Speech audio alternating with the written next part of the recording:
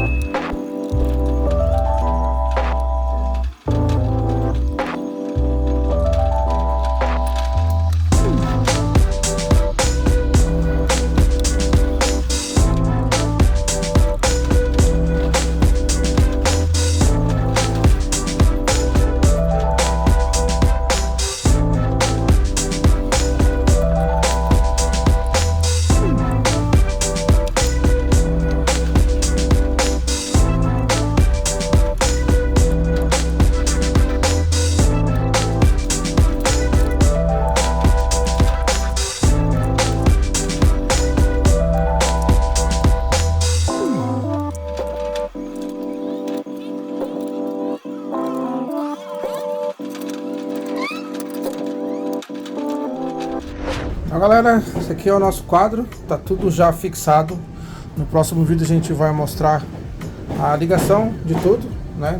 Eu tô usando aqui 4 fontes, o inversor, um controlador Vem, 2 drives DM860, 2566, os bornes, disjuntor, contatora, ponte de distribuição e um para terra, para aterramento.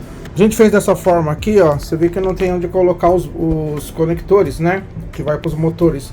Eu vou ligar tudo nos bornes aqui, ó, porque depois a gente vai fazer um totem e esse painel vai dentro do totem. Aí eu vou puxar para fora os bornes, né? Vai ficar na lateral, tá?